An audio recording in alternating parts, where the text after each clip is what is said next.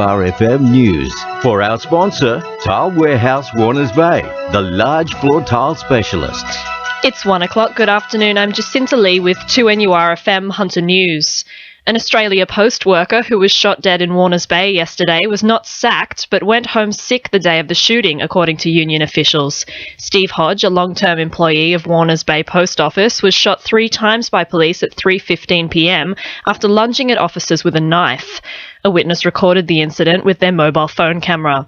The Communications, Electrical and Plumbing Union says Hodge went home feeling unwell and his job was not terminated as stated in reports.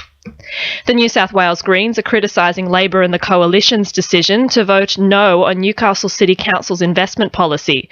The environmentally and socially responsible investment plan was voted down in the Senate, despite community support for Council's push away from fossil fuels. Green Senator Lee Rhiannon says the policy was in line with Labor's interests. The Labor Party in the Senate have missed an important opportunity to support Labor colleagues on Newcastle City Council taking a stand that investment policies meet basic environmental and social standards. How could you argue against it? But now we see the Labor would prefer to line up with Liberals and Nationals rather than their own colleagues on Newcastle City Council. A derailed freight train at Martins Creek Quarry has forced trains between Patterson and Dungog to come to a halt. The locomotive derailed at around 9 a.m. this morning but is upright and there have been no injuries reported.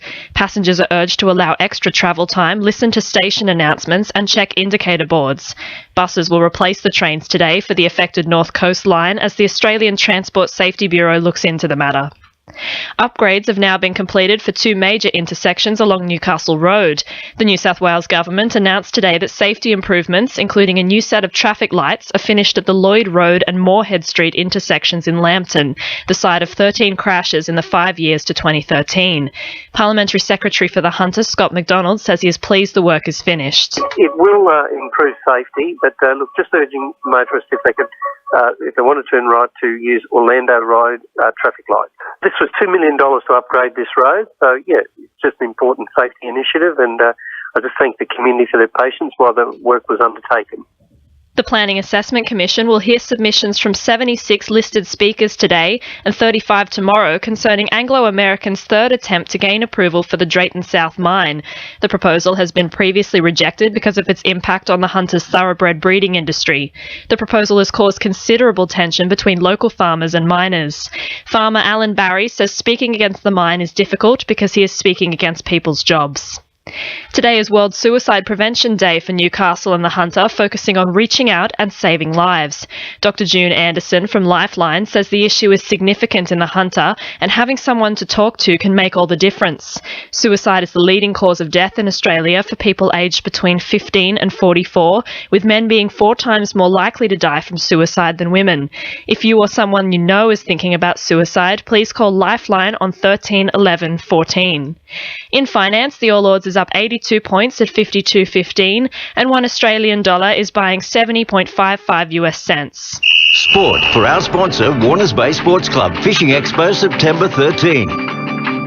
Hunter AFL star Isaac Heaney will face his toughest game yet at Domain Stadium on Saturday when his team, the Sydney Swans, take on minor premiers Fremantle. A crowd of over 43,000 is expected for the game, where the Swans will be missing a number of key players, including Lance Franklin, Kieran Jack and Luke Parker. Heaney only returned to first grade in round 17 after injury saw him sidelined for 5 weeks and spend 4 weeks in reserve grade upon return. The Newcastle Knights will need to prove themselves to newly appointed coach Nathan Brown if they hope to make the roster for the 2016 season. Brown has remained tight-lipped about possible dismissal of contracted players in the lead-up to next season, but has assured he won't shy away from making tough decisions. Chairman Brian McQuiggan has expressed his agreement that certain players aren't pulling their weight. We've got some wonderful guys in the team, and obviously we've got some not so wonderful guys in the team, otherwise we'd be further up the field, but we appreciate all those good fellows that we've got.